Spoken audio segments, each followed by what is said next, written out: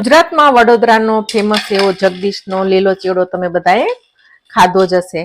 તો આજે એ જ રીતે હું લીલો ચેવડો બનાવું છું, પરંતુ તે ફરાળી ચેવડો છે. તો આજની રેસીપી એકદમ નવી અને એકદમ ટેસ્ટફુલ રેસીપી છે. તો ફરાળમાં તમે લઈ શકો અને લાંબો સમય સુધી આ ચેવડો પણ રહે છે. તો ચલો આજે આપણે એક સરસ એવી રેસીપી જોઈએ. તો નવા બટેટા શરૂ થઈ ગયા છે અને આજે આપણે એમાંથી જ આપણે આ ટાઈપના મોટા બટેટામાંથી આપણે ફરાળી ચેવડો બનાવવાનો છે. અને એના માટે મેં વજનમાં 1 કિલો બટેટા લીધા છે અને બધા મોટા જ બટેટા છે.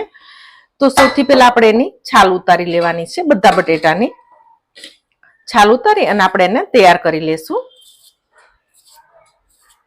તમે બટેટા કોઈ પણ લઈ શકો છો. અત્યારે બટેટા તમારી જગ્યાએ જે અવેલેબલ થતા હોય તમે બટેટા લઈ શકો છો. તો પેલા આપણે આ રીતે બધી છાલ ઉતારી અને આપણે તૈયાર કરી લેશું.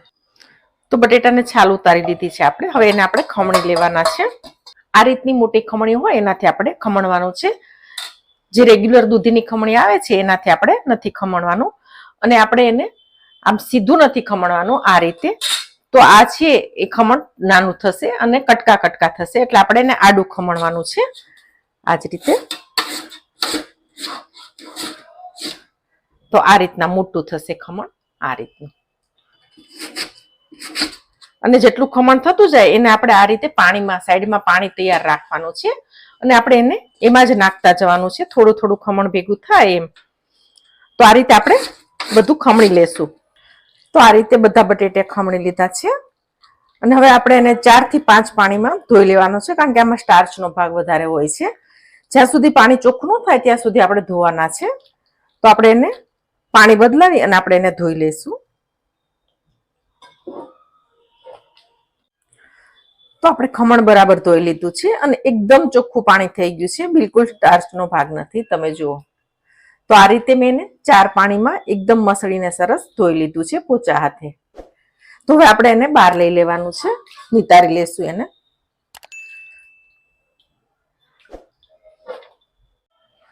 તો આ રીતે મેં ખમણને પાણીમાંથી નિતારી લીધું છે અને હવે આપણે એને 5 મિનિટ માટે આ રીતનું કોરું કરી લેવાનું છે. પંખા નીચે આપણે 5 થી 10 મિનિટ એને રાખશું, વધારે નથી રાખવાનું. તો આ રીતે આપણે એને ખુલ્લું કરી દઈશું અને પંખા નીચે આપણે એને 10 મિનિટ જેવું રાખી દઈએ.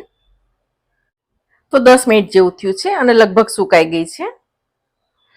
જો તમને એવું લાગે કે ભીની છે તો તમારે થોડી વાર માટે કોઈ કોટનનું કપડું લઈને આ રીતે એને કોરી કરી નાખવાની. આ રીતની એ કોઈ ખુલ્લી થઈ જવી જોઈએ. તો હવે આપણે એને તળી લેશું. તો મેં તેલ મૂક્યું છે ને તેલ થઈ ગયું છે. ગેસની ફ્લેમ મીડિયમથી હાઈ કરી લેશું અને 1 મુઠ્ઠી જેટલું આપણે ખમણ છે એ આમાં એડ કરશું.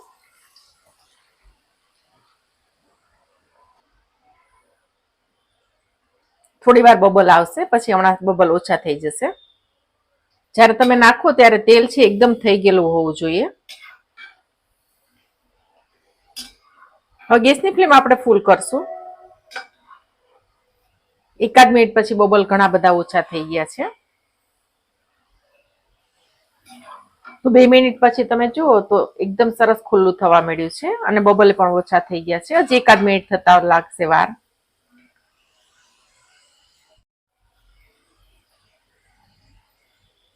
તો વેફર તળાઈ ગઈ છે અને એકદમ બધી હલકી થઈ ગઈ છે. તો હવે આપણે એને લઈ લેવાની છે.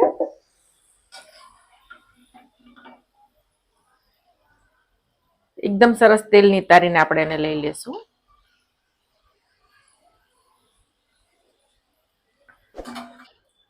તો આ રીતે મેં પેપર નેપકિનમાં લઈ લીધી છે. હવે જ્યારે તમે સેકન્ડ રાઉન્ડ તળો ત્યારે ખાસ ધ્યાન રાખવાનું કે તેલનું ટેમ્પરેચર છે એકદમ કરી લેવાનું છે. એટલે ગેસની ફૂલ ફ્લેમ કરી અને ટેમ્પરેચર આપણે એને થવા દેવાનું છે. પછી જ આપણે બીજો ઘાણ નાખશું.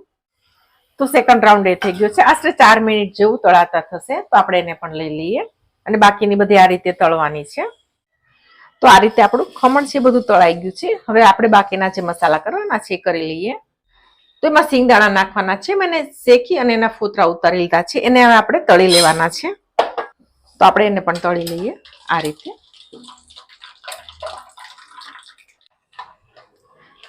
તો સિંગદાણા પણ તળાઈ ગયા છે. આપણે એને બહાર લઈ લેશું. તો કાજુના 2 પીસ કરેલા છે અને તમે જુઓ તો વજનમાં 25 ગ્રામ છે. એને પણ તળી લઈએ. તો કાજુ પણ તળાઈ ગયા છે. 3 મરચા છે.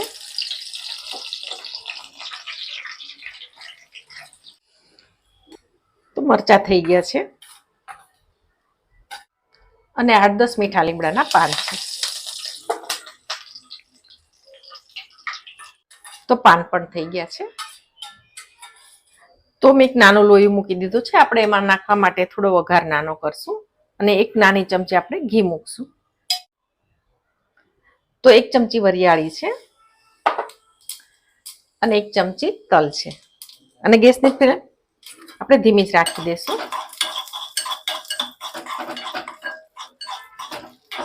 બંને સોતળાય જાય એટલે આપણે ગેસની ફ્લેમ બંધ કરી દેવાની છે. તો હવે આપણે ચેવડાનું મિશ્રણ તૈયાર કરી લઈએ. તો આપણે તળેલા સિંગ, કાજુ, મરચા અને મીઠા લીમડાના પાન એ આપણે એડ કરી દઈશું. 25 ગ્રામ કિસમિસ છે અને તલ અને વરિયાળી.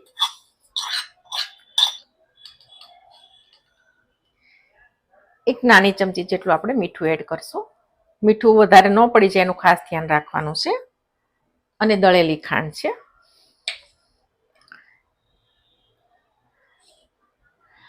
ત્રણ નાની ચમચી છે.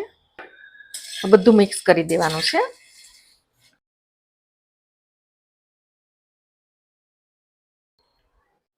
તો આ રીતે જ આપણો ફરાળી લીલો ચેવડો પણ બનીને તૈયાર થઈ ગયો છે. એકદમ ટેસ્ટફુલ બને છે અને ખૂબ જ લાંબો સમય સુધી રહે છે. તો ચોક્કસથી ટ્રાય કરવા જેવી આ રેસીપી છે અને આ રેસીપી તમને ક્યાંય પણ જોવા નહીં મળે. તો જો આજની રેસીપી તમને ગમી હોય તો ચોક્કસથી વિડીયો લાઈક અને શેર કરજો.